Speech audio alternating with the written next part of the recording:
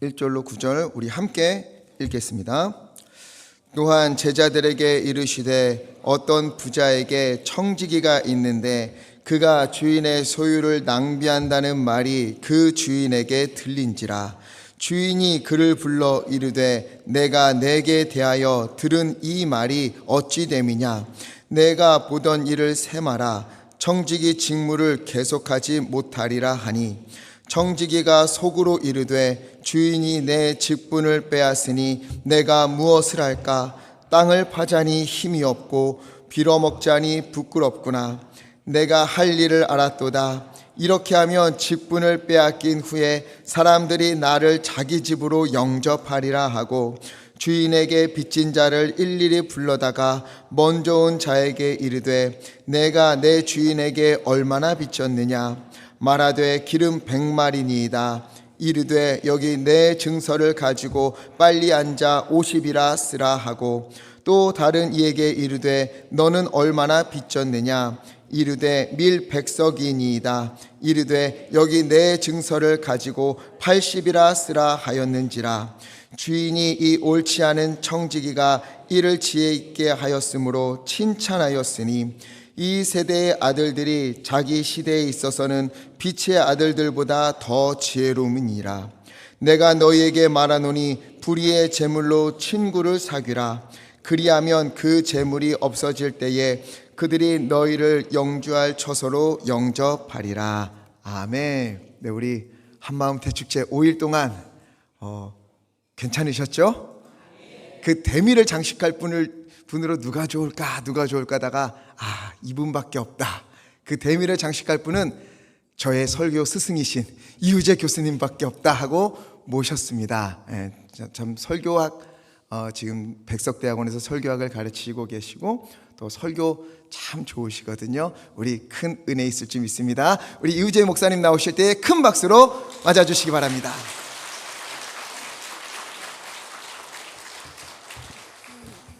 예, 감사합니다. 많은 교회를 제가 다니면서 집회를 하는데요. 참 오래간만에 이렇게 좀 감격스럽게 예배하시는 여러분의 모습들을 보면서 살아있는 교회구나 하는 생각을 했고요.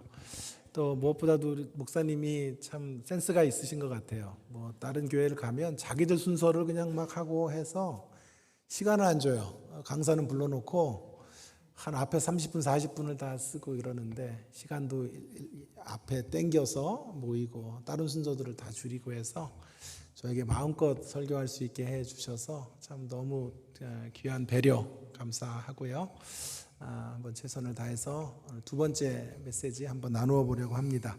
여러분, 스포츠 경기를 할 때 보통 전반전과 후반전으로 이렇게 나누어지는데요.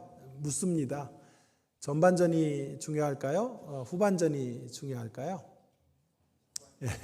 다 중요하죠. 뭐 다 중요한데 그 중에 굳이 하나를 고르라고 하면 아무래도 후반전이 중요하겠습니다. 왜냐하면 전반전에서 이제 골을 먹었다고 해도 점수를 잃어도 후반전에 만회를 해서 역전의 드라마를 만들면 되기 때문에 둘 중에 굳이 하나를 고르라면 후반전이 중요하다 이렇게 말할 수 있을 것입니다. 여러분, 오늘 후반전의 이야기를 좀 하려고 하는데 이 후반전의 이야기는 자막이 좀 나왔었는데요. 시기의 문제가 아니라요, 시점의 문제예요. 시점. 이게 무슨 말이냐 하면 인생의 후반전이 뭐 연세가 많이 들었다고 후반전이 되고 그러는 게 아니고요. 나이가 젊다고 해서 전반전을 사는 것이 아니고 우리가 하나님의 말씀을 깨달을 때부터 후반전이 시작되는 거예요. 하나님의 역사들 가운데 흔히 말해서 말씀이 우리 가운데 레마로 들어올 때, 우리의 혈관을 타고 들어오고 말씀이 우리에게 부딪혀오는 순간에 결단하면 어린아이 때에도 정말 철들은 후반전을 살아갈 수 있는 거고, 말씀과 관계없이 사는 사람들은 인생을 오래 살고 이제 연세가 많이 드셔도 여전히 철없는 전반전을 살다가 인생을 마칠 수 있는 것이기 때문에 오늘 여러분의 인생의 중요한 터닝 포인트가 되는 후반전이 이제 새롭게 지혜롭게 쓰여지게 되는 그 첫 시점이 되기를 주의 이름으로 축원합니다. 자, 그래서 오늘 이제 설교는 주로 이런 분들이 들어야 돼요. 전반전이 좀 힘들었던 분들, 전반전을 되돌아보니까 너무 아팠고 힘겨웠다라고 하는 분들에게 주시는 위로와 소망의 메시지가 될 것이고요. 또 이런 분도 있어요. 제 전반전 괜찮았습니다. 멋지게 살았고 많은 것들을 얻었고 누렸고 그렇게 살아왔다고 말할 수 있는 분도 있어요. 그러나 우리 거기서 만족하면 안 되겠죠. 더 나은 삶의 자리로 나가야 되기 때문에 전반전이 좀 괜찮았지만 더 멋지고 더 의미 있고 더 가치 있는 후반전을 만들어가기를 원하는 분들에게 필요한 설교가 아닌가 싶습니다. 그렇다면 우리 모두를 위한 설교다. 그런 얘기가 되겠는데요. 자, 오늘 우리가 함께 읽은 이 본문은 의외로 굉장히 어려운 본문이에요. 이런 말이 있죠. 10인 10색, 그러니까 10명이 10명의 색깔로 말하고 있는 본문 중에 하나가 이 본문의 말씀이다라고 할 수 있을 거예요. 너무 견해들이 다양하기 때문에 이 견해를 하나로 취합하는 것조차도 어려운 말씀인데요. 그래서 무척 겸손하고 조심스럽게 이 말씀을 우리가 접근해야 된다고 생각합니다. 결론부터 말하면 이 메시지의 결론부터 이야기하고 다시 결론의 대목에서 돌아갈 거예요. 자, 그래서 이런 방식을 수미상관이라는 조금 어렵죠. 앞에서 이야기하고 뒤에서 또 다시 이야기를 하겠는데 결론부터 말하면 결론은 이거예요. 이 비유의 결론은 불의의 제물로 친구를 사귀라 이렇게 결론을 우리에게 주고 있는데 도대체 이게 무슨 말일까? 후반전을 지혜롭게 사는 것과 불의의 제물로 친구를 사귀는 것이 무슨 연관성이 있는가 이런 질문을 여러분이 좀 던져놓고요. 그 질문을 풀기 위해서는 이제 본문의 이야기를 한 30-40분 정도 추적해 가야 돼요. 본문의 이야기들을 충분히 살핀 후에 다시 결론으로 돌아와서 불의의 제물로 친구를 사귀라 하는 결론이 왜 이르게 되었는지 하는 문제들을 이제 살펴보는 이런 마무리로 설교를 구성해 가도록 하겠습니다. 불의의 제물로 친구를 사귀라 무슨 말이에요? 밥이나 친구들에게 밥 많이 사주라는 얘기인지 제물이 잘못됐다는 얘기인지 도대체 이게 무슨 뜻인지 알 듯도 하고 모를 듯도 한 메시지가 오늘 본문의 이야기라고 할 수 있겠습니다. 자, 이런 이제 의문을 던져놓고 이제 후반전을 지혜롭게 사는 방법에 대한 이야기를 함께 해보겠습니다. 먼저 첫 번째 교훈부터 좀 생각해 보려고 하는 건 이거예요. 오늘 첫 번째 교훈은 우리의 전반전의 실패나 위기가 아무리 힘들었고 아무리 그것이 형편없는 이제 점수를 받았다고 해도 만회할 수 있는 후반전은 언제든지 가능하다. 자, 너무 자막을 빨리 걷어간다. 자, 그래서 다시 한번요. 다시 한번 좀 띄워줘 보세요. 성격이 급하시구나. 자, 그래서 전반전의 실패를 만회할 수 있는 후반전이 얼마든지 가능하다. 이게 이제 없어도 돼요. 자, 이게 첫 번째 메시지가 될 것 같습니다. 전반전이 힘들었어도 그래도 만회할 수 있는 후반전은 언제든지 가능하다라고 하는 건데 오늘 그런 이야기가 이 본문 안에 이제 흘러가고 있는데 오늘 본문의 등장인물이 세 사람이에요. 첫 번째 등장인물은 그 주인이에요. 주인. 돈이 많은 지주예요. 지주. 그리고 두 번째 등장인물은 청지기예요. 청지기. 주인의 돈을 맡아서 관리하는 청지기. 그리고 이제 이 주인에게 빚을 진 소작인들이 주인공 등장인물들이라고 할 수 있어요. 이 등장인물 가운데 이제 그 주인공이 될 만한 인물은 당연히 누구겠어요? 오늘 청지기겠죠, 청지기. 근데 이 청지기가 1절에 보시면 이 청지기가 어떤 청지기가 부자에게 청지기가 있는데 지주에게 청지기가 있는데 그가 주인의 소유를 낭비한다 이렇게 이야기를 했죠. 낭비라는 말은 15장에 있는 탕자의 비유를 연상시켜요. 아버지 재산을 가지고 허랑방탕했다라는 말과 같은 말이에요. 그러니까 좋은 뜻일 리가 없죠. 주인이 맡겨놓으신 재산을 잘 관리하고 손해가 되지 않도록 해야 되는데 어떻게 했다는 거예요? 그걸 탕진했다. 그러니까 안 좋은 용도로 쓰고 그중에 일부는 자기가 사적인 용도로 사용했다. 그런 얘기가 되겠습니다. 그 소문이 주인에게 들리니까 주인이 화가 났죠. 화가 나서 이제 해고 통지를 한 거예요. 해고 통지를 하게 된 거죠. 해고 통지를 하니까 혼잣말로 중얼거리는 거예요. 이제 내 인생은 끝이다.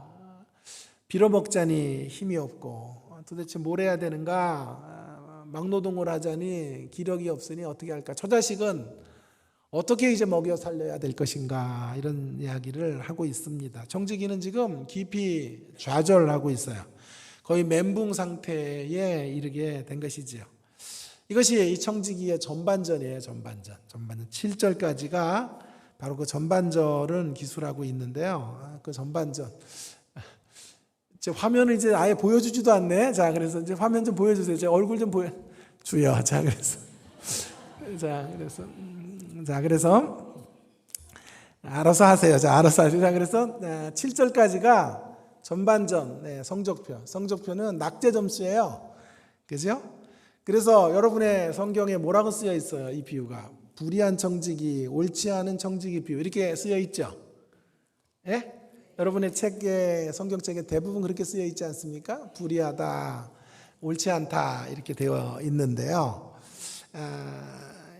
이 인생은 실패할 확률이 큰 존재예요. 이렇게 가면 폐색이 짙은데, 자, 근데 놀랍게도요. 이 비유가 어렵다는 얘기는 이 설명이 지금 여러분의 성경 가운데 위에 쓰여져 있는 건 어느 이제 이 성경의 원뜻을 말했다기보다는 어떤 신학자가 이렇게 쓴 거거든요. 근데 그게 항상 옳은 게 아니거든요. 그래서 근데 8절에 보시면 분위기가 바뀌어요. 8절에는 주인의 평가가 뒤집혀져요. 어느새 지혜로운 청지기가 되었다고요. 그렇죠? 주인이 옳지 않은 청지기가 이를 지혜롭게 하였으므로 칭찬했죠. 자, 보세요. 7절까지는 성적표가 낙제 점수였잖아요. 근데 8절에 오면 주인이 지혜롭다고 말했다고. 지혜롭다고. 쉽지 않다 그랬어요. 이 비유가. 그래서 이걸 규명해야 돼요. 이 비유는 불의한 청지기 비유인지 혹은 지혜로운 청지기 비유인지 이것들에 대한 선명한 이해가 있어야 되는데, 자, 저의 결론은 처음에는 불의했지만 후에는 지혜로웠다. 이게 저의 결론이에요. 자연스럽잖아요. 7절까지는 불의했지만 8절에서 지혜롭게 바뀌었죠.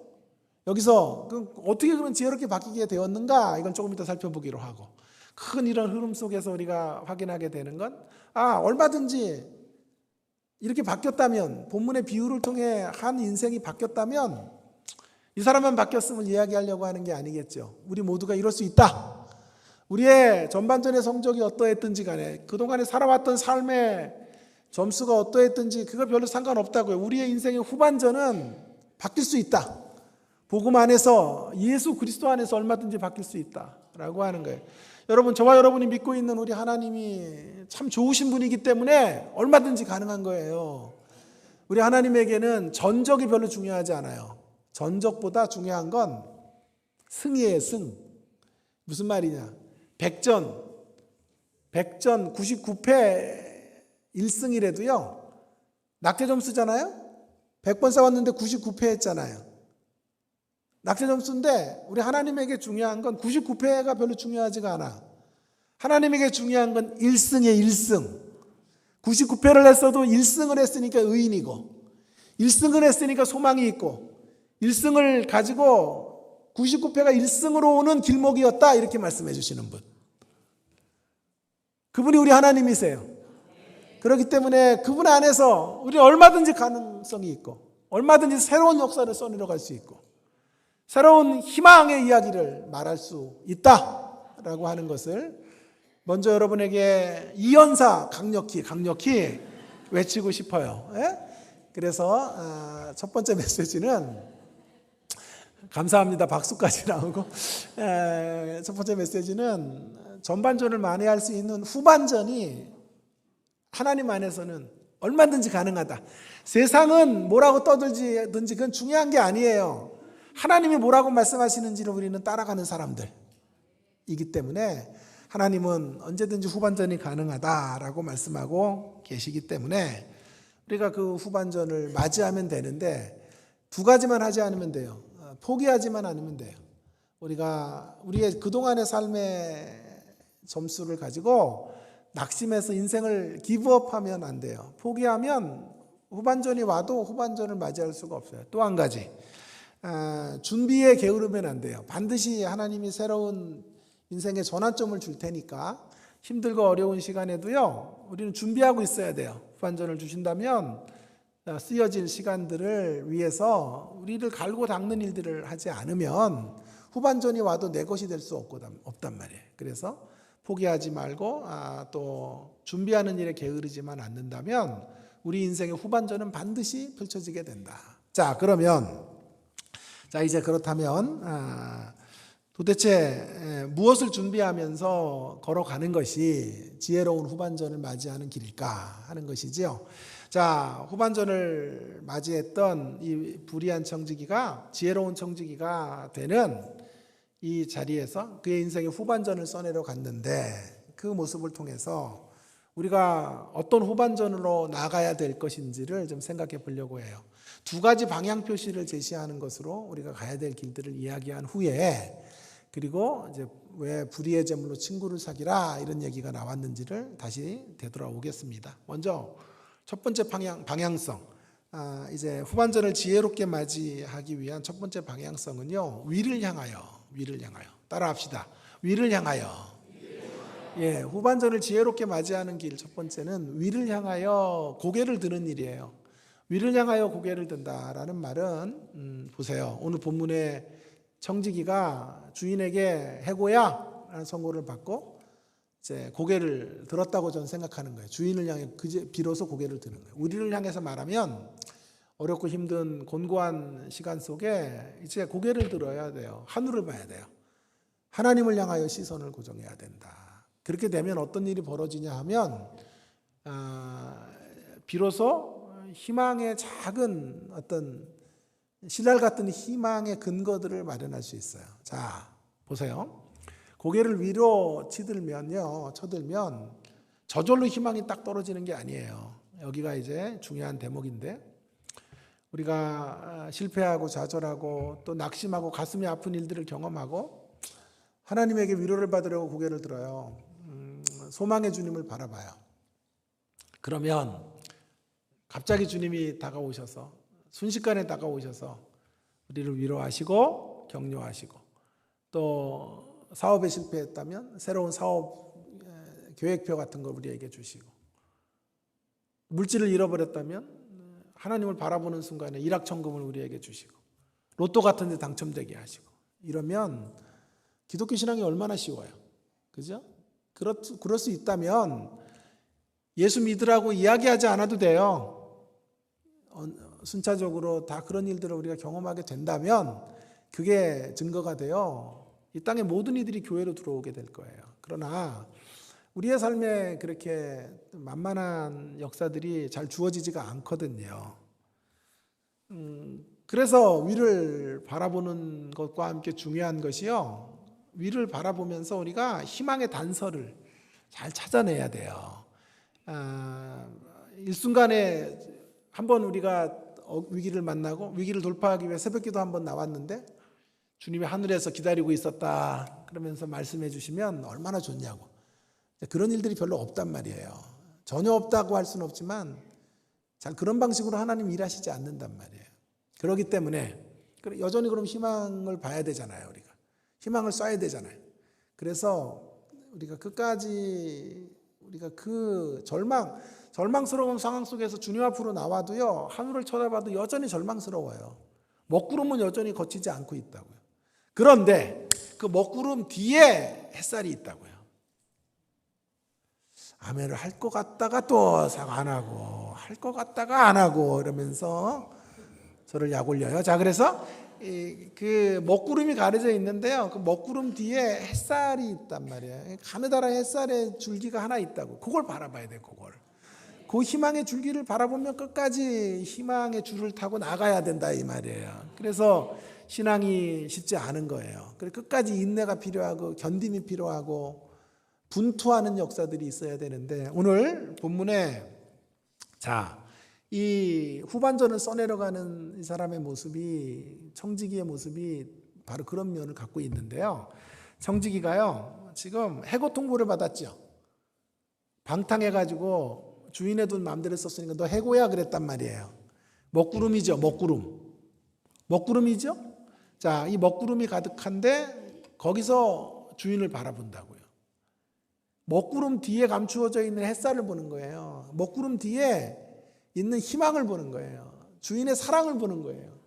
어디에 그 주인의 사랑이 있나 찾아보자고요. 그리고 이 주인의 사랑의 모습 속에 우리 주님의 모습을 좀 떠올려 보면 좋을 것 같은데. 자, 주인이 화가 났잖아요. 재산 맡겼는데 100억 좀 맡겼는데 이놈이 막 자기 마음대로 흥청망청 막 빚도 빌려주고 막 잘못된 데 투자해가지고 주인의 돈을 완전히 다 반토막 나게 만들었어요. 손해를 엄청나게 끼쳤으니까 화가 머리끝까지 나가지고. 그리고 좋은 의도로 하지 않은 거예요. 자기 사리사욕을 위해서 돈을 마음대로 써서 횡령을 한 거예요. 그러니 화가 머리끝까지 나서 너 해고야 이렇게 얘기를 했다고요. 그러면 이제 소망이 없죠. 그런데 거기 안에 신라 같은 희망이 있다고요. 거기 안에 주인의 사랑이 있다고요. 자, 무슨 말이냐 하면 주인의 배려가 있는 거예요. 해고야 그랬지 해고를 시키지 않았다고. 이 대목이 첫 번째 포인트예요. 이걸 놓치면 이 본문은 재미가 없는 본문이고 이걸 붙잡을 수 있어야 돼요.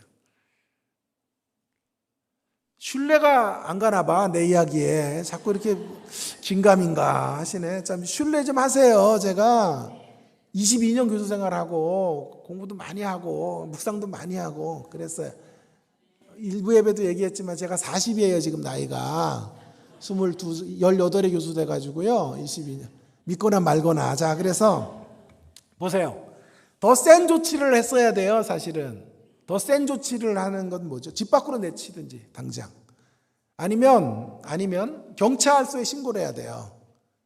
횡령죄로 신고해서 철창에 집어넣든지 아니면 지금 당장 해고야가 아니라 짐 갖다 집어 던지고 나머지 짐들은 택배로 붙일 테니까 당장 나가 이놈아. 그랬으면 희망이 없는 거예요. 그런데 해고야라고 말하는 거예요. 너를 대체할 사람 당장 전화 걸어서 대기해. 그리고 그 사람 세워놓고 인수인계를 받았으면 소망이 없어요. 근데 좀 어려운 말로 해볼게요. 교수니까요.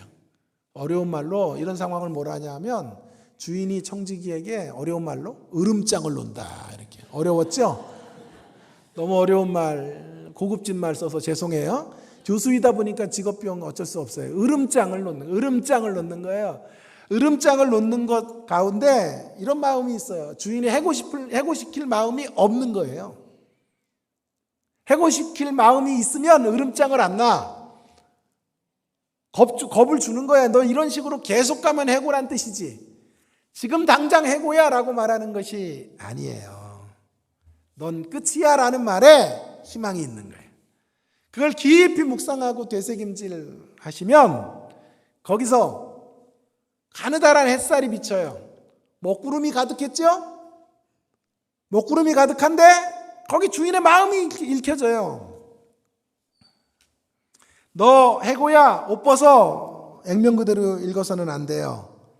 그만두는 것 외에는 다른 길이 없어 라고 말하는 거 아니란 말이에요. 잘해볼 수 없겠니? 이 왼수야? 이 애물단지 하여튼 너 이런 식으로 하면 해고야 라고 말하는 거예요. 그 말은 주인이 영영 내치고 싶은 마음이 아직은 없는 거예요. 아버지 속을 썩이는 너무너무 속을 썩이는 아들이 있어요. 아버지는 큰 기업을 운영하고 있는 분인데 아들이 있어요. 너무 말을 안 들으니까 불러다 그런 거예요. 너 이런 식으로 하려면 당장 집 나가고 호적 파서 독립해라. 무슨 뜻일까요? 계속 그렇게 살면 실제로 경영권 이양 안 해주겠다는 뜻이에요. 계속 그렇게 살면 국물도 없다라는 뜻이에요. 그러나 지금 당장 그 아들을 내치려는 마음은 없는 거예요. 그렇게 말하는 아버지의 마음 안에는 그런 으름장을 통해 정신 차려라. 정신 차려. 이 친구야. 김수철의 노래. 김수철을 아는 분들은 나이가 40이 넘은 분들이에요. 자, 저랑 동년배인데, 자, 그래서 그런 흐름장을 놓는 거예요. 아버지가요, 그 아버지의 본심은 철든 아들이 되라, 이런 얘기예요. 너 끝났죠? 라고 말하는 게 아니고요. 우리 삶의 환경에 어려움이 오고 역경이 오고 환난이 오고 곤고함이 와요. 그러면 우리의 좁은 안목으로는 이제 나는 끝이다 라고 생각하는 거예요. 하나님은 나를 버렸다고 생각하는 거예요. 그러나 거기 안에 하나님의 깊은 애정이 있는 거예요. 거기 안에 하나님의 진한 사랑이 있는 거예요. 이제 좀 되돌아봐. 삶의 시간들을 한번 반추해봐. 제가 종합검진을 받았어요. 한 2주 전에. 근데 지난주에 결과가 나왔는데 다 좋아요. 근데 한 곳에 이상징후가 있어서 전문의에게 찾아가라 그런 거예요. 전문의에 찾아갔더니 아무래도 좀 이상하다고 큰 병원에 가요. 의학 분업을 하잖아요. MRI를 찍어야 될 것 같다고. 그래서 MRI를 제가 화요일 날에 찍으려 그래요. 화요일 날에 찍어서 혹시 모르겠다고 어떻게 될지 긴가민가하다 이렇게 이야기를 하는 거예요. 첫날에 마음이 엄청 불안했죠. 그렇게 일주일을 보냈는데요. 이 말씀이 저를 또 위로해 주시더라고요. 하나님이 저를 영영 버리실 마음은 없는 거예요. 이런 사인을 통해서 되돌아보게 하시는 거예요. 그래서 되돌아보는 시간을 가지면 돼요. 하나님 안에서. 내가 그동안 살아왔던 날들, 살아온 시간들은 잘 살았나? 의미 있게 살았나? 하나님의 일을 한다고 말하면서 22년의 교수 생활을 하면서 본심을 가지고 초심을 잃지 않고 일해왔나? 순간순간 때가 묻고 내 욕망을 따라 하나님의 일을 한다는 거룩한 명목 가운데 숨겨져 있는 나의 이기적 동기는 없었나? 정말 진실하고 참으로 신실했나? 이런 것들을 하나님 앞에서 되돌아보는 시간이에요. 어떻게 결과가 나올지 모르지만, 그래서 두려움이 있지만 저는 이 신실하신 하나님, 좋으신 하나님, 저를 다시 사용해 주실 하나님을 바라봅니다. 소망합니다. 반드시 이전보다 더 멋진 후반전을 만들어 가시고 써내려 가실 하나님을 신뢰한다고요. 지금 이 주인의 모습 앞에 오늘 청지기가 바로 그런 모습으로 나가고 있는 거예요. 너 해고야! 라고 하는 말 속에 담겨져 있는 주인의 사랑. 저로 말하면 건강에 이상 징후가 딱 보여지는 것을 통해서 발견해야 되는 건 주님의 사랑인 거예요. 그 안에 주님이 저를 진짜 한번 멋지게 다시 사용하시려고 하는, 나를 다시 한번 점검하게 하시고 성찰하게 하시고 되돌아보게 하셔서 고쳐야 될 것들을 싹 고치고 하나님 앞에서 이제 정말 순결한 자로, 정직한 자로, 진실된 자로, 이전보다도 더 하나님을 사랑하는 자로 나갈 수 있게 하시려는 하나님의 계획, 그 속에서 이런 성찰의 시간들 허락해 주시는 거라 이 말이에요. 오늘 본문에 그런 이야기가 있다는 것을 여러분이 발견하시고 느끼셔야 돼요. 여러분, 전 설교에서 제일 중요하게 여기는 게 뭘까요? 저는 그렇게 목소리가 좋은 사람이 아니에요. 눈도 보세요. 이렇게 눈도 작고 그래가지고 제 별명이 기스예요. 기스. 옛날에 기스 나잖아. 기스 막 웃어요. 그래, 여러분 몰골도 좀 보세요. 저만 가지고 그렇게 하지 마시고. 저는 그렇게 달변 설교자도 아니고요. 그렇게 좋게 우리 제자니까 소개를 했지만 목소리가 그렇게 대단한 쟁반에 옥구수 굴러가는 목소리도 아니고, 또 외모도 보세요. 그냥 서민적 외모로 갖고 있는 사람이에요. 그러나 제가 누구에게도 뒤지지 않고 싶은 것은요, 제 설교를 통해 제가 하려고 하는 가장 큰 작업은 하나님의 마음을 느끼게 하는 거예요. 설교를 통해서 하나님의 가슴이 전달되도록 하는 거예요. 하나님의 절절한 심정이 느껴지도록 하는 설교가 가장 위대한 설교. 예? 기술이 더 대단하고 뭐 스킬이 좋은 설교보다, 말 잘하는 설교보다, 언변이 탁월한 설교보다 목사님 설교 들으면 하나님의 마음이 전달이 돼요. 그렇게 저에게 말해줄 수 있다면 저는 설교 성공한 설교자인 거예요. 여러분, 모든 본문의 이면에는, 뒷면에는 하나님의 마음이 있다니까요. 해고야라고 말씀하신 그 해고소는 뒤에는 하나님의 마음이 있는 거예요.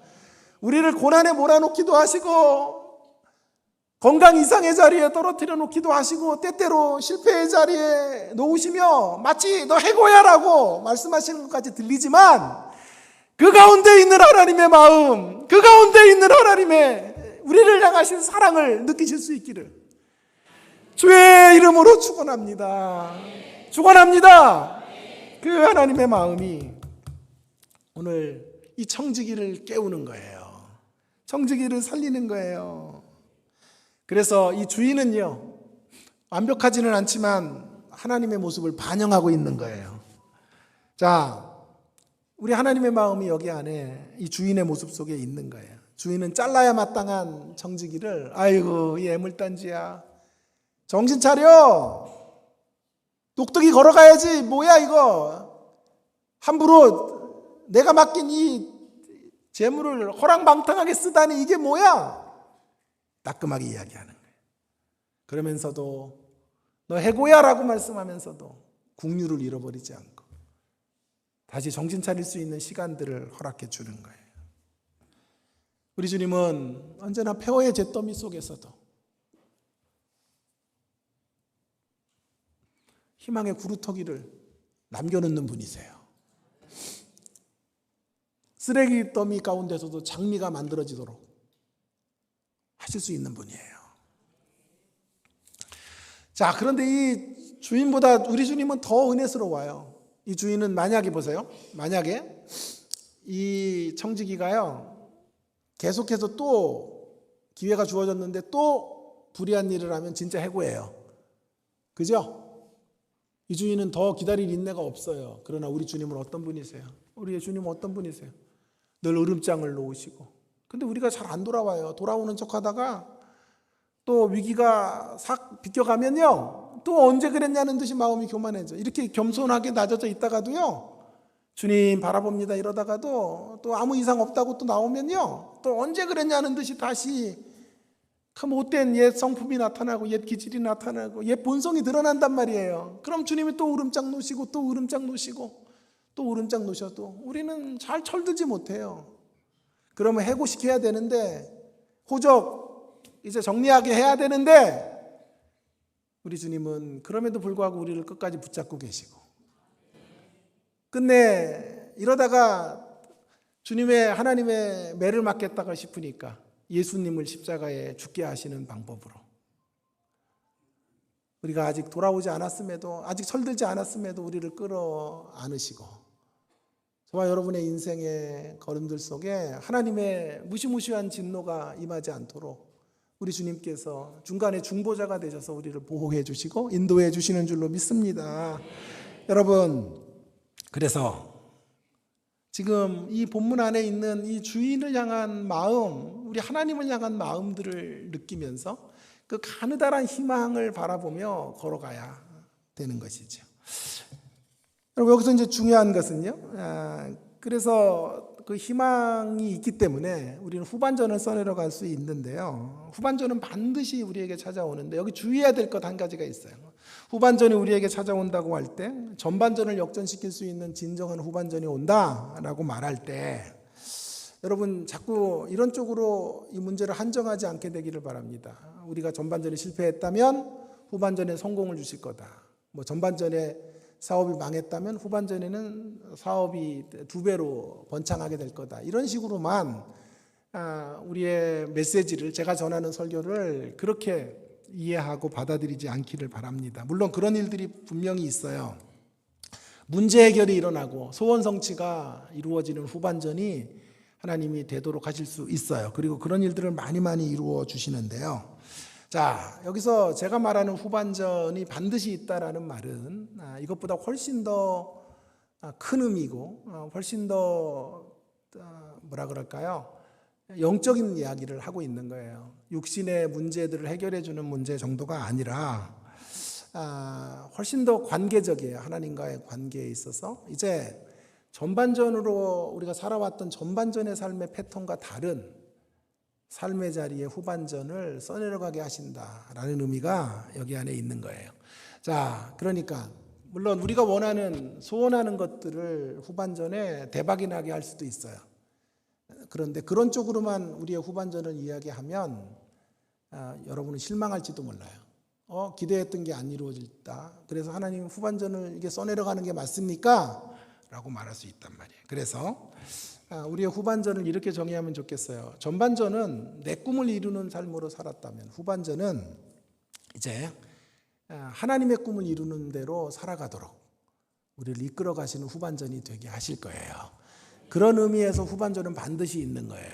여러분, 전반전에 내 꿈, 근데 내 꿈을 잃어버렸어요.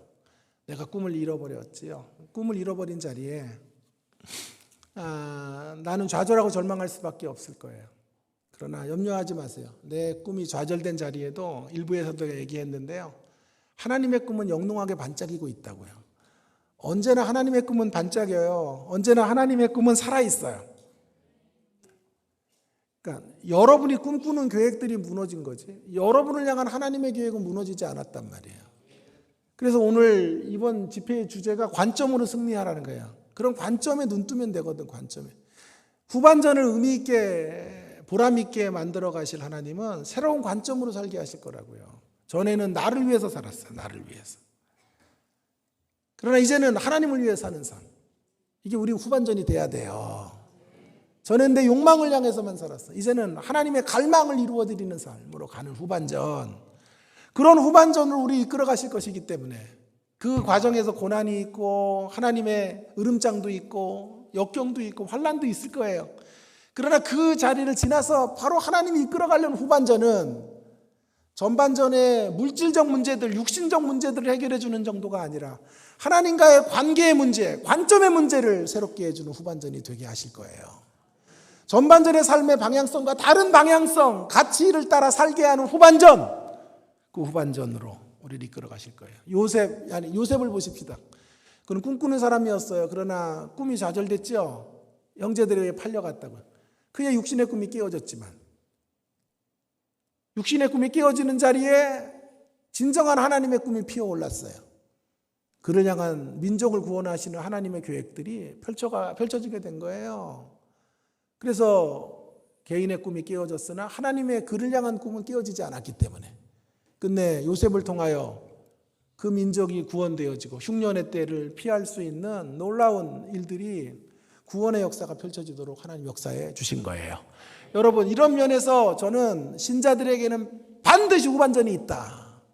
반드시 후반전이 있어요.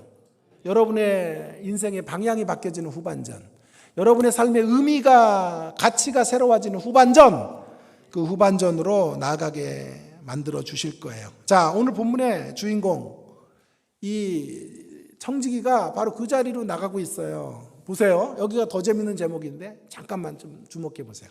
자, 보세요. 그가 이제 이 문제를 돌파하기 위해서 희망을 보고 문제를 돌파해 나가는데, 돌파해 나가는 과정에서 그가 선택한 방법이 뭐냐 하면 이거예요. 자기가 지금 주인의 재산을 축나게 만들었거든요. 그리고 많은 이들에게, 소작인들에게 주인의 돈을 빌려줬는데 못 받았단 말이에요. 그래서 이 문제를 어떻게 풀었냐 하면 그 소작인들을 부르는 거예요. 불러다가 말하는 거예요. 얼마 빚졌어? 10억입니다. 5억만 가져. 5억만. 넌 얼마야? 6억입니다. 3억만 가져와. 너는 2억입니다. 1억만 가져와. 너는 1억입니다. 퉁쳐 그냥. 갚지 마. 그렇게 해가지고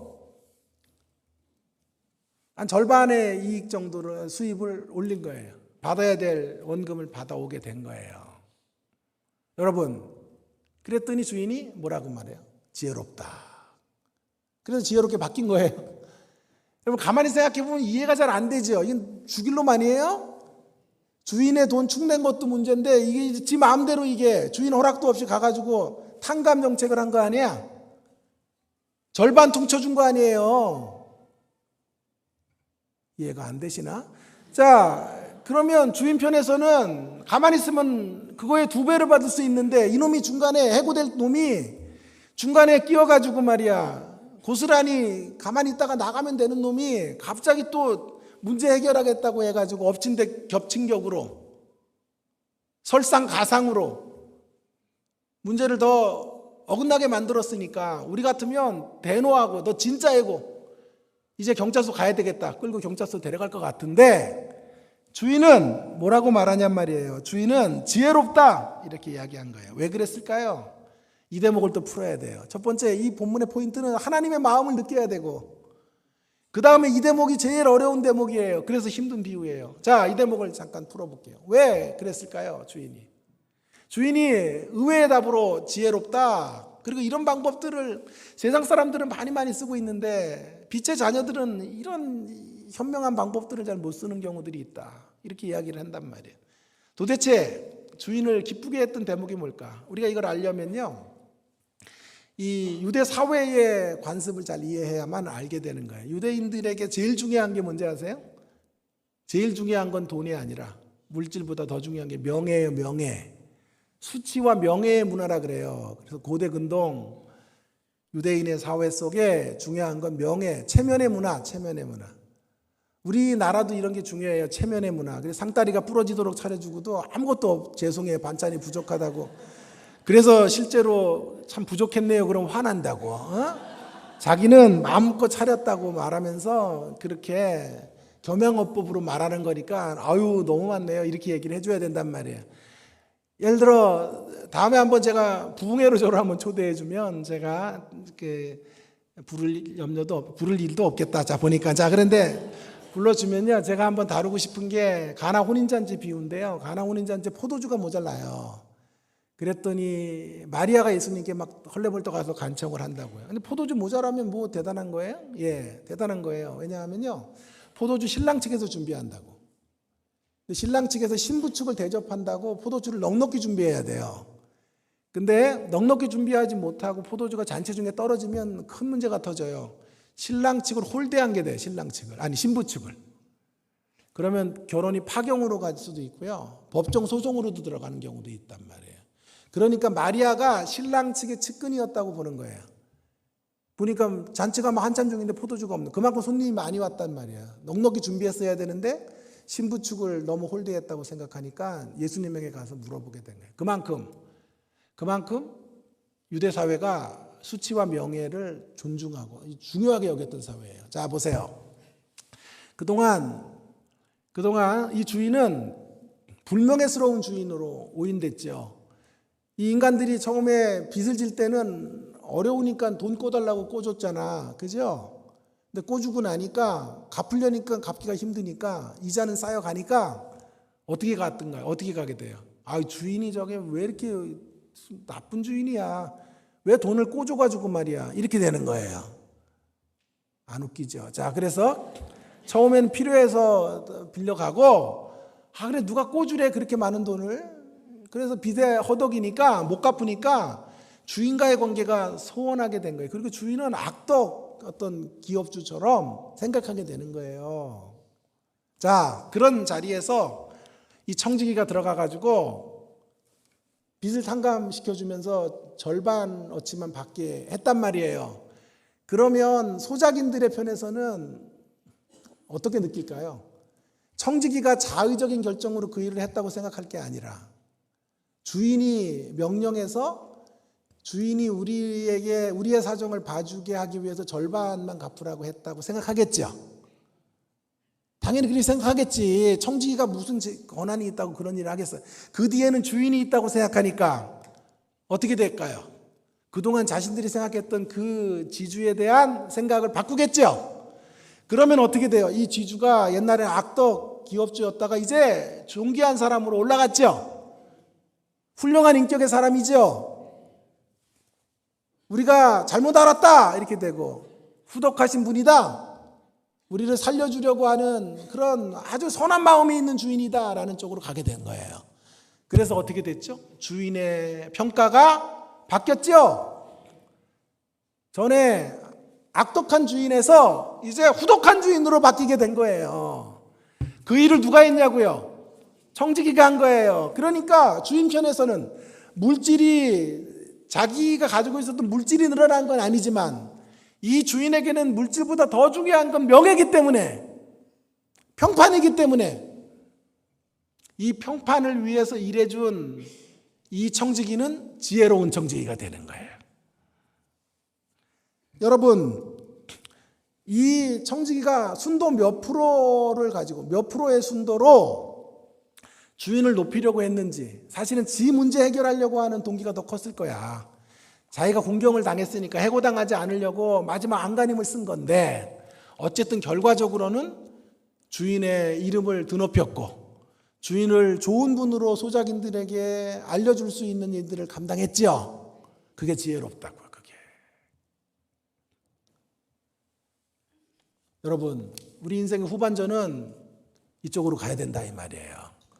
어찌하든지 나를 위해 살던 삶에서 주인을 위한 삶, 주인을 명예롭게 하는 삶, 우리 주인 대신 하나님을 높이는 삶, 이게 저와 여러분의 인생의 후반전이에요. 그 순도가 몇 프로인지는 별로 중요한 게 아니에요. 가면서 더 순도가 깊어지고 그 안에서 또 나의 욕망이 있느냐 없느냐 이런 것도 따질 필요가 없어요. 어찌하든지 우리 삶의 방향이 바뀌어야 돼요. 전반전의 삶은 나를 위해서만 살았어요. 욕망을 위해서만 살았어요. 오직 물질을 위해서만 살았어요. 세상 가운데 내가 증명되는 것을 위해서만 살았어요. 그러나 이제 위기를 만나고 어려움을 지나오면요, 여러분의 삶의 인생의 방향이 바뀌기를 바랍니다. 이제는 하나님을 위해 살고 하나님의 나라를 위해 살고 손해를 보더라도 교회를 유익되게 하는 일들을 위해 살고 다른 공동체를 세우는 일들을 위해서 살아가는 우리의 후반전이 되기를 간절히 바랍니다. 이러한 면에서 만약에 그런 삶을 살기를 원한다면 하나님은 반드시 허락해 주실 거예요. 그런 차원에서 우리 인생에 어떠한 경우에도 후반전이 있다. 신앙 안에서는 후반전을 써내려 갈 수 있습니다. 위를 바라보고 고개를 하늘로 들면 먹구름이 가득할지라도 그 안에 희망이 있고 하나님의 마음을 보게 되기 때문에 그 마음을 통하여 하나님을 위해 살아갈 수 있는 삶의 자리로 나아가게 되는 것이죠. 그런 후반전을 살고 싶어요. 여러분, 이렇게 제 건강에 이상 징후가 있다라는 소식을 듣고 하나님의 사인이라고, 후반전을 이제 하나님을 위해 진정으로 살아라. 진정으로 흉내내며 살지 말고 온 전심을 다해 살아라. 그런 메시지로 받고 후반전을 써내려 가기로 결심하니까 마음이 이렇게 편해요. 마음이 이렇게 편해. 몸 좀 누워 있어야 되는데 여러분 집회 와서 이렇게 큰 소리 치잖아요.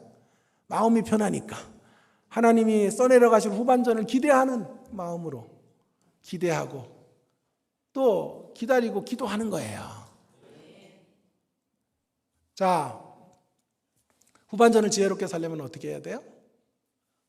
위를 향하여 고개를 들어야 돼요. 한 가지 더. 후반전을 지혜롭게 살려면 어떻게 해야 될까요? 자, 두 번째 방향 표시는 아래를 향하여.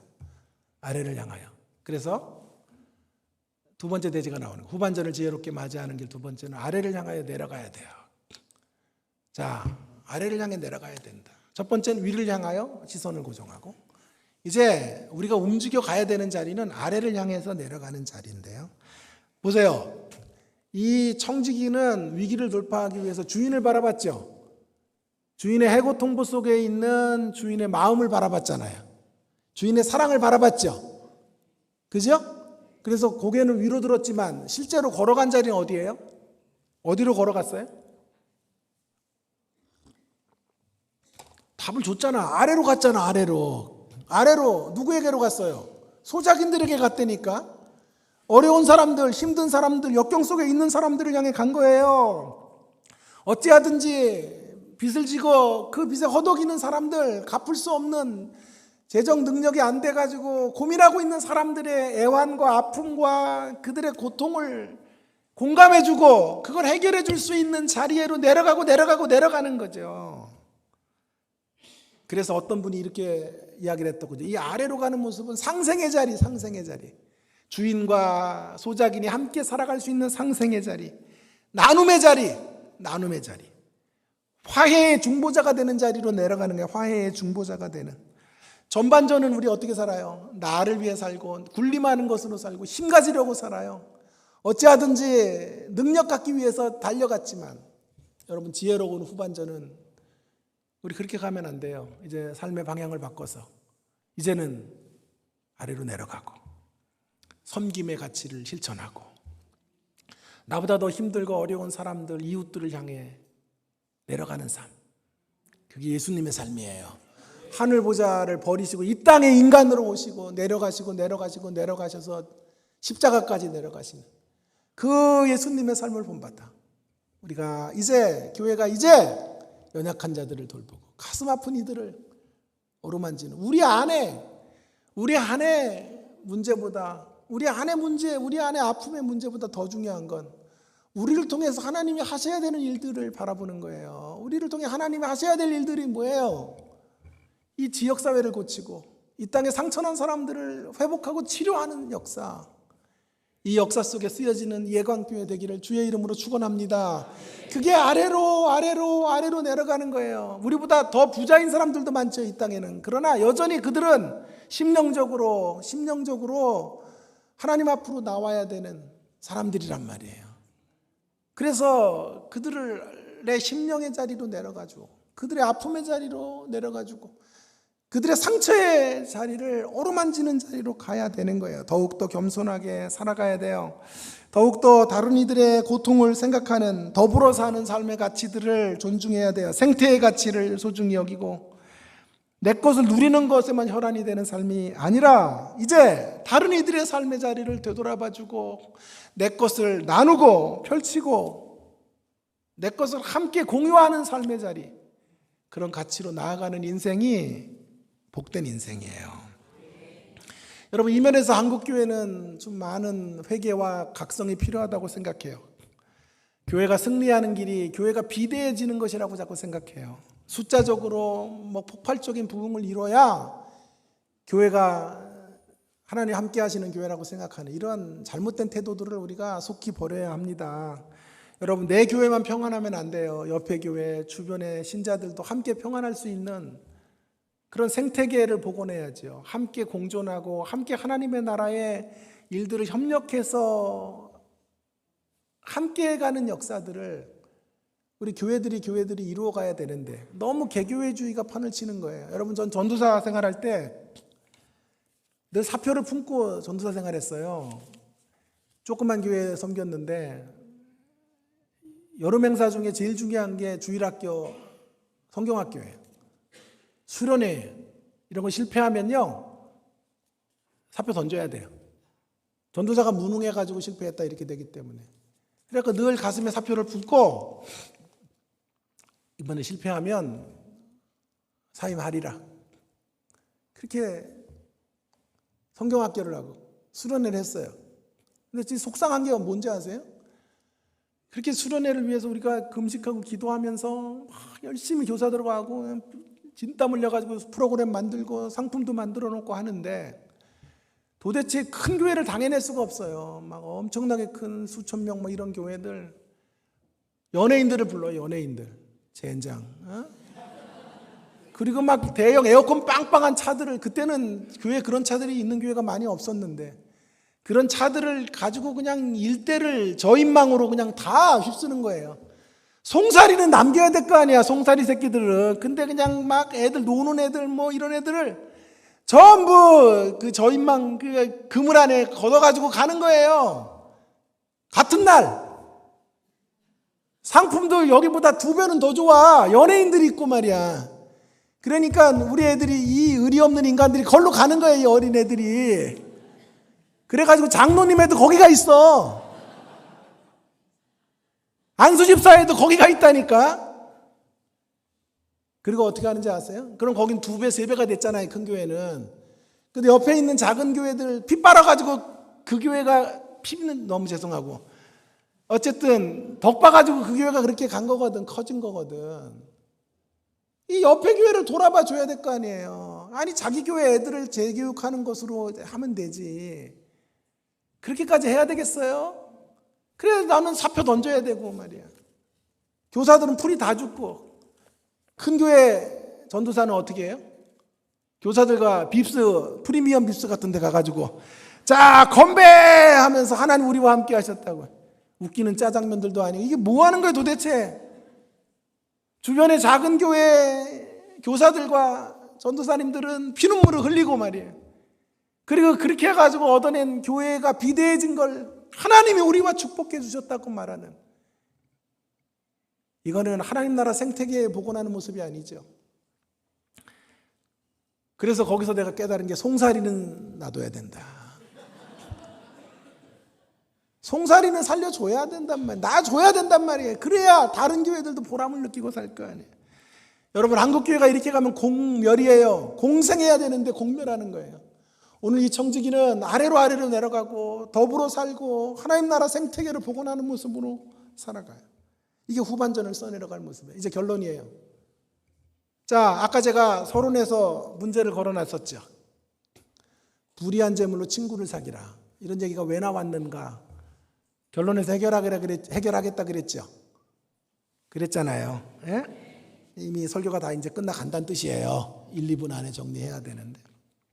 여러분, 그래도 내가 봐드리는 건 줄 아세요. 아까는 1시간 한 20분 정도 했는데 여러분이 하도 인상을 써서 지금 조금 빨리 하는 거예요. 자, 불의의 재물로 친구로 사귀라가 왜 후반전을 지혜롭게 사는 삶과 연결이 되는지 이제 이런 이야기들 속에서 우리는 결론에 이르게 되는 거예요.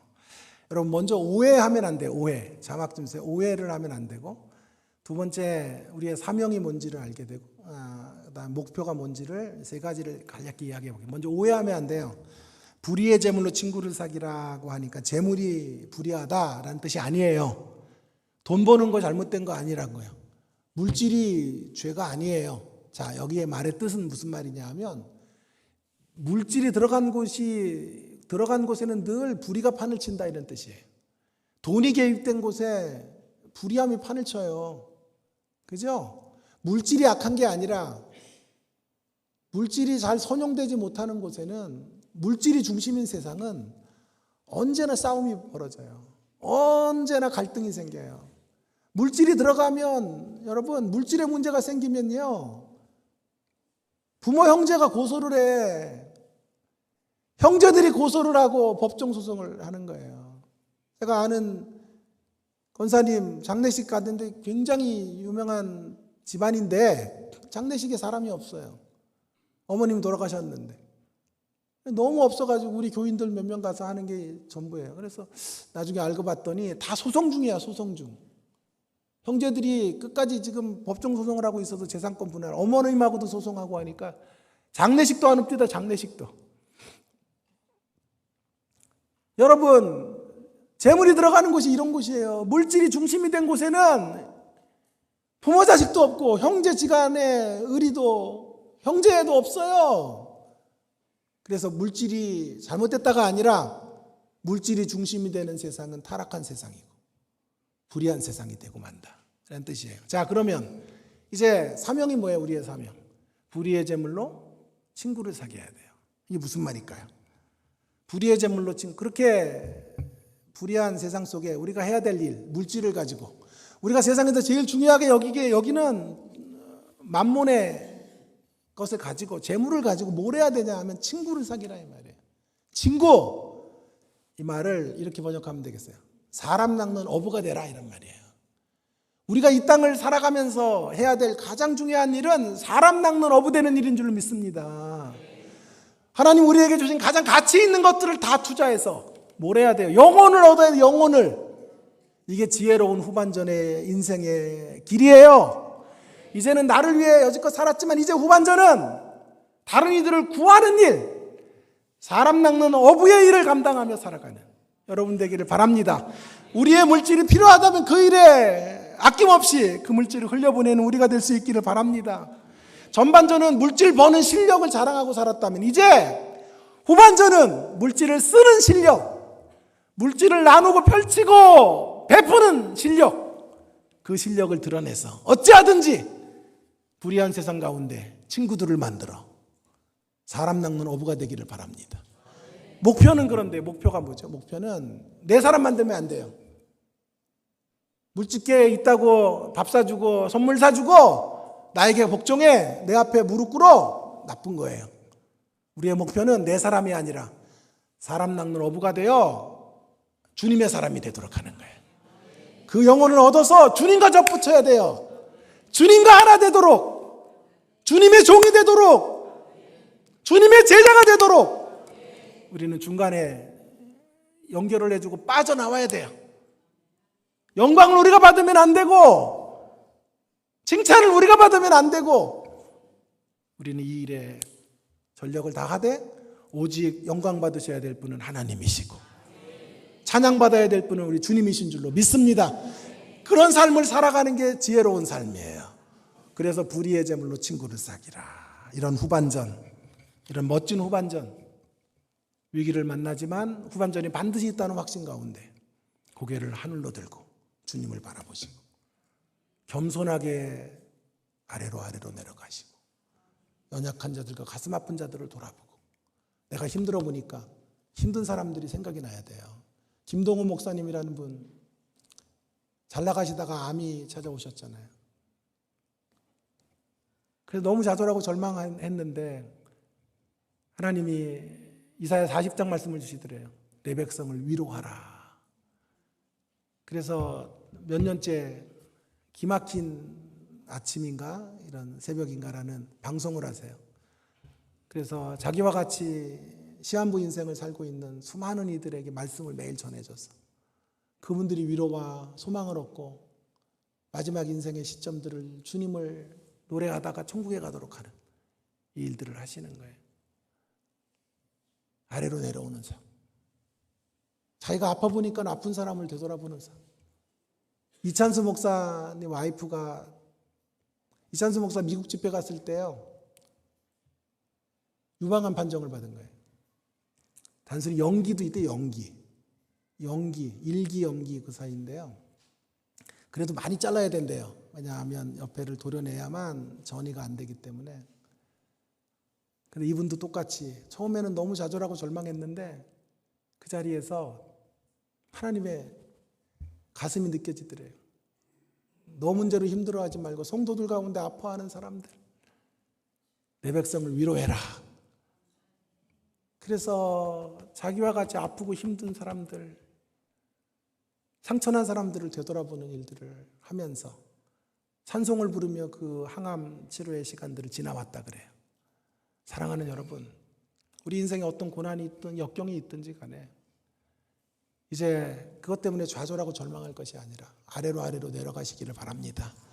더 힘들고 어려운 사람, 연약한 사람들을 되돌아보고 내가 힘들어 봤으니까 그들을 향한 진실한 위로, 진정한 위로를 줄 수 있을 거예요. 그 위로자로 살아가시고 어찌하든지 우리에게 준 최고의 가치의 것들을 다 투자해서라도 사람을 구하고 사람 낚는 어부가 되고 그 사람들을 주님께 인도하는, 그래서 주님의 제자가 되는 일, 여러분 그 일을 여러분의 인생의 남은 시간 동안 감당하다가 주님 앞에 서는 순복음 예강교회 모든 성도님들 되시기를 주의 이름으로 축원합니다.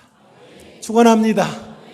축원합니다. 함께 기도하겠습니다. 통성으로 같이 함께 기도할까요?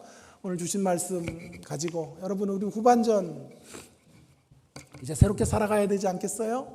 이전까지 살아왔던 삶의 패턴, 가치, 방향을 이제 바꾸고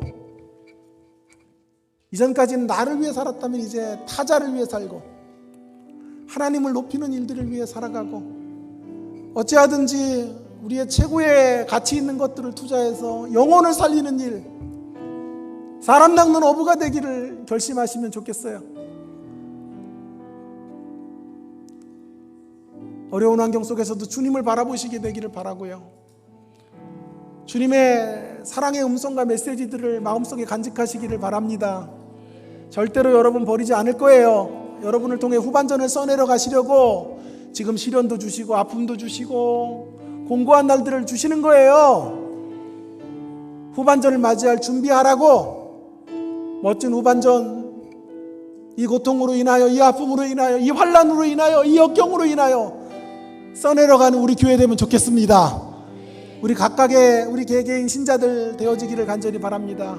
주님 바라보며 후반전 써내려가게 하시고, 하나님 우리의 후반전은 겸손하게 하셔서 나보다 더 힘들고 연약한 자들, 가슴이 아픈 이들, 상처로 얼룩져 있는 이들을 어루만지는 후반전 되게 하여 주시옵소서. 내 백성을 위로하라고 하셨사오니 하나님 나 위로해 주세요 라고만 말하지 말고 이제 다른 이들을 위로하는 통로로 쓰여지는, 불의의 제물로 친구를 사귀는 그런 인생의 여정 걸어갈 수 있는 멋진 후반전의 주인공들 되도록 주님 은혜 달라고 동성으로 함께 같이 기도하기 원합니다. 하나님 아버지, 주여 주여 주여 주여 주여, 오늘도 귀한 생명의 말씀 주셔서 감사합니다. 하나님 아버지, 우리에게 후반전을 써내려갈 수 있는 은혜를 주시고, 하나님 아버지 그 후반전을 하나님 안에서 아름답고 멋지게 써내려갈 수 있는 하나님의 사람들로 설 수 있도록 주여 주여 주여 도와주시기를 원합니다. 하나님 아버지, 우리의 전반전이 주로 나를 위해 살았던 삶이라면 이제 우리의 인생의 후반전은 하나님 아버지 하나님을 높이고 타자를 향해 살아가는 그런 인생의 걸음이 되게 해주시옵소서. 지혜로운 후반전 되기 위하여 늘 주님을 바라보며 그 안에, 주님 안에 있는 신라 같은 희망을 주여 바라보며 나아가게 하시고, 주여 주여 주여 주여 주여 믿사오니 연약한 자들을 향하여 나아가게 하시고, 힘들고 어려운 자들을 향하여 나아가게 하시고, 주여 그렇게 멋진 후반전 써내려갈 수 있는 불의의 제물로 물질이 지배하는 이 불의한 세상 속에 주여 우리의 최고의 가치를 투자해서 영혼을 구하고 사람 낚는 어부가 되고, 하나님 그들을 하나님의 제자로 세우는 일에 쓰임받는 멋지고 복된 후반전의 인생 되도록 축복하여 주시옵소서. 역사해 주시옵소서. 하나님 아버지, 오늘도 저희들에게 귀한 생명의 말씀 주셔서 감사합니다. 우리의 전반전의 성적표가 아무리 초라한 것이라고 해도 주님 안에서 반드시 새로운 후반전, 멋진 후반전 써내려가게 될 줄로 믿습니다. 지혜로운 후반전 맞이하는 저희들 되도록 늘 날마다 힘든 환경 속에서도 주님을 바라보는 저희들 되게 해주시기 원합니다. 믿음의 눈으로 주님을 바라보게 하시고 소망하는 저희들 되게 하여 주시옵소서. 먹구름 뒤에 숨겨진 가느다란 희망의 빗줄기를 응시할 수 있는 저희들이 되어지기를 간절히 원합니다. 후반전을 지혜롭게 맞이하기 위해 하나님 아버지 어찌하든지 겸손히 허리를 동이고 아래로 내려가는 저희들 되게 하여 주시옵소서. 약한 자들과 힘든 자들을 되돌아볼 줄 알게 하시고 내 백성을 위로하라고 하셨사오니 나의 힘든 것만 하나님 앞에 아뢰는 것이 아니라 나의 힘든 때문에 다른 이들의 아픔을 보듬어 안게 하시고 염려해 주게 하시고 기도해 주는 사람들로 서게 해 주시고, 그래서 어찌하든지 우리의 남은 인생이 하나님 이 불의한 세상을 지배하는 물질의 가치 속에, 물질이 주인된 세상 속에서 하나님 사람 낚는 어부가 되기를 원합니다. 그리고 그 사람들을 하나님의 제자로 세우는 이 거룩한 일에 하나님 우리의 가치 있는 모든 것들을 투자하고 우리의 시간과 물질과 우리의 재능을 다 던져서 그렇게 영혼을 살리고 영혼을 구하고 사람들을 세우는 일에, 생명 살리는 일에 주님 쓰임받는 순복음 예강교회 모든 성도님들 되도록 은혜 위에 은혜로 함께하여 주시옵소서. 멋진 후반전 써내려가는 우리 교회로 다시 일으켜 세워 주시기를 소망합니다. 그렇게 역사하실 하나님을 기대하고 소망하며 바라며 이 모든 말씀 예수님 귀하신 이름으로 기도 올리옵나이다. 아멘.